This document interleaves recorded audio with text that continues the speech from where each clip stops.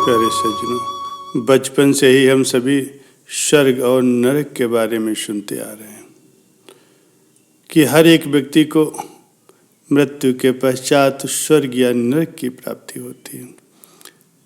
अच्छे कर्म करने वालों को स्वर्ग और बुरे कर्म करने वाले को नरक मिलता है। इसलिए हर व्यक्ति को हमेशा अच्छे कर्म करते रहना चाहिए। अच्छे कर्म करने से व्यक्ति को मृत्यु के बाद स्वर्ग के सुख भोगने को मिलते हैं और बुरे कर्म करने से व्यक्ति को नरक के कष्ट भोगने पड़ते हैं। प्यारे सज्जनों, किसी नगर में एक धनी व्यक्ति रहता था। उसका नाम लाल जी था, लेकिन उसकी कंजूसी के कारण लोग उसे लाला जी कहकर पुकारते थे। लाला जी जब बूढ़े हो गए तो एक दिन उन्होंने मन में सोचा कि सारा जीवन ही उन्होंने पैसे कमाने में खपा दिया। अब तक दान धर्म और पुण्य का उन्होंने कोई काम नहीं किया, इसलिए मरने से पहले कुछ कर लेना चाहिए। किसी से सुना था कि अंतिम समय में गाय का दान करने से सभी पाप मिट जाते हैं और मनुष्य को सद्गति की प्राप्ति होती। लाला जी ने सोचा क्यों न गाय का ही दान किया जाए। मन में निश्चय कर वे गाय की तलाश में निकल पड़े। एक गुजर के पास उन्हें एक गाय मिल गई, लेकिन सौदा नहीं पटा। उस मरियल सी गाय की कीमत लाला जी 2 रुपये से अधिक नहीं देना चाहते थे, और जबकि वो गुजर 2.25 रुपये से कम पर गाय बेचने को तैयार नहीं था। बात नहीं बनी तो लाला जी खाली हाथ वापस लौट आए। कुछ दिनों के बाद लाला जी बीमार पड़ गए और इतने कमजोर हो गए कि उन्हें जीवन की कोई आशा दिखाई नहीं दी। उन्होंने अपने बेटे को बुला करके गाय दान करने की अंतिम इच्छा प्रकट की। पुत्र बोला, आप आज्ञा करें पिताजी, जो कहेंगे वही होगा। गाय के अलावा अन्न वस्त्र सोना चांदी जो भी आप कहें वो दान दे दिया जाएगा। लाला जी ने कहा, नहीं नहीं, केवल गाय का ही दान बहुत है। लाला जी ने बताया कि उस फला गुजर के पास एक गाय है। कुछ समय पहले उसकी कीमत 2.25 रुपये थी। अब शायद कुछ वो रियायत कर दे, लेकिन तुम उसकी कीमत 2 रुपये से अधिक न देना। पिता की आज्ञा पा करके वो पुत्र गुजर के पास गया और 2.25 रुपये में उसने गाय खरीद ली। लाला जी को जब ये मालूम हुआ कि उनका बेटा गाय के पूरे 2.25 रुपये कीमत चुका करके लाया है, तो उन्हें ऐसा सदमा लगा कि तत्काल ही उनकी मृत्यु हो गई। इस बीच वो गाय बहुत कमज़ोर हो चुके थे, अतः लाला जी की मृत्यु के 4 घंटे के भीतर ही वो गाय भी चल बसी। मरने के बाद लाला जी की आत्मा को यमदूत यमराज के पास लेकर गए और वहाँ उनके पाप पुण्य का लेखा जोखा करने के बाद यमराज जी बोले, लाला जी, आपने अपने जीवन में पुण्य का कोई भी काम नहीं किया है।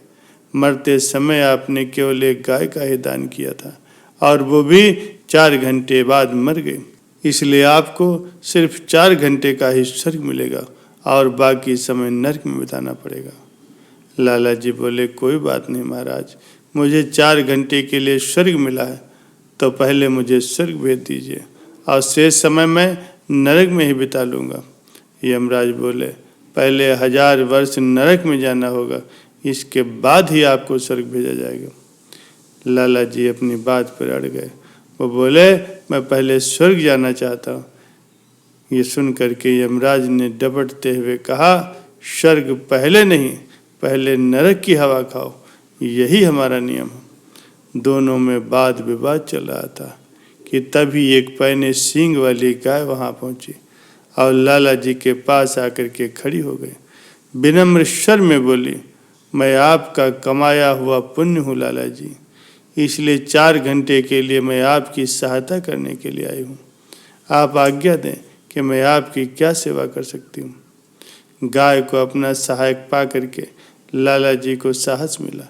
वो बोले, ये यमराज मेरी बात नहीं मानते, पहले मुझे नरक भेजना चाहते हैं। यदि सचमुच ही तुम मेरी सहायता के लिए आए हो तो इस यमराज को अभी सबक सिखाओ। ये सुनते ही गाय अपने पैने सींग उठा करके यमराज की ओर दौड़ी। यमराज अपना आसन छोड़ करके भाग खड़े हुए। और त्राहिमाम करते हुए ब्रह्मा जी के पास जा पहुँचे। यमराज को भयभीत हुआ देखकर ब्रह्मा जी मन ही मन शंकित हुए। यमराज ने अपने भय का कारण उन्हें बताया और अपनी रक्षा के लिए हाथ फैला दिए। इस बीच गाय के साथ ही लाला जी भी ब्रह्मा जी के सम्मुख उपस्थित हो गए। ब्रह्मा जी ने बड़े शांत भाव से लाला जी को समझाया कि हमारे नियम के अनुसार पहले आपको नरक में ही जाना पड़ेगा। प्राणी के पापों का प्रायश्चित जब पूर्ण हो जाता है तब वह स्वर्ग का अधिकारी बनता है, इसीलिए पहले नरक में जाइए। लाला जी अपनी बात पर अड़े थे, बोले ये नहीं होगा, मैं पहले स्वर्ग भोगना चाहता हूँ। ब्रह्मा जी ने क्रोध में आकर के उन्हें डांट दिया, तुम्हारे लिए हम अपने नियमों का उल्लंघन नहीं कर सकते। तुमने अपने जीवन में सिर्फ थोड़ा सा ही पुण्य किया है और सिर्फ 4 घंटे के लिए ही तुम्हें स्वर्ग की प्राप्ति हुई है, जबकि हमारे पास ऐसे जीवों की कमी नहीं है जो जीवन भर ही पुण्य के काम करते हैं, फिर भी उन्हें पहले नरक में भेजा जाता है और बाद में ही उन्हें स्वर्ग की प्राप्ति होती है। इसलिए तुम भी पहले नरक में जाओ।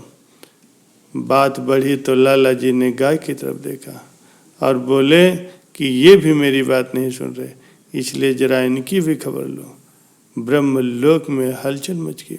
अपनी प्राण रक्षा के लिए ब्रह्मा जी भी त्राहि त्राहि करते हुए विष्णु लोग पधारे और सारा वृत्तांत कह सुनाया। विष्णु ने भी लाला जी से वही निवेदन किया और बोले ये संभव नहीं हो सकता, नियमों का पालन देवता और दानव दोनों के लिए जरूरी है। इनकार करने पर लाला जी ने विष्णु भगवान को भी सबक सिखाने के लिए गाय को आदेश दिया। ब्रह्मा विष्णु और यमराज तीनों अपनी अपनी जान बचाने के लिए भाग खड़े हुए और कैलाश पर्वत पहुंच करके भगवान शंकर को सारी बात बताई। अचानक इन लोगों के आने के कारण भगवान शंकर को बहुत दुख हुआ। उन्होंने भी लाला जी को वो निर्णय दिया जो यमराज ब्रह्मा और विष्णु दे चुके थे। इसी बीच गाय का समय समाप्त हो गया और वो वापस लौट गए। जब लाला जी असहाय हो गए तो उन्हें भगवान शंकर के अंतिम निर्णय को स्वीकार करना पड़ा। लाला जी बहुत ही चतुर बुद्धि के थे।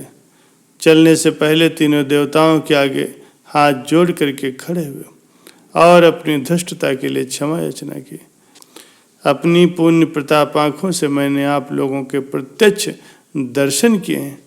जो दर्शन बड़े बड़े ऋषि मुनि और साधु सन्यासियों को बहुत ही कठिन तपस्या के बाद मिलते हैं, वो मैं बड़ी आसानी से कर पाया हूँ। कहते हैं कि आपके दर्शनों से पापी मनुष्य भी पुण्य का भागीदार होता है और उसके सभी दुख दरिद्र रोग शोक नष्ट हो जाते हैं। अगर ये बात सच है तो आपके दर्शन करने के बाद अब मेरे कौन से पाप बच गए हैं जिनके कारण मुझे नरक में जाना जरूरी है। ये सुन करके देवताओं ने आपस में विचार किया। लाला जी ठीक कहते हैं, यदि इन्हें अब भी नरक भेजा जाता है तो फिर हमारे दर्शनों का कोई मूल्य नहीं रहेगा। ये सोच करके बोले, तुम ठीक कहते हो, हमारे दर्शनों से तुम्हारे सभी पाप समाप्त हो गए हैं, अब तुम नरक के अधिकारी नहीं होगे। ये कहते हुए देवताओं ने लाला जी को हमेशा हमेशा के लिए स्वर्ग में ही रहने की अनुमति दे दी।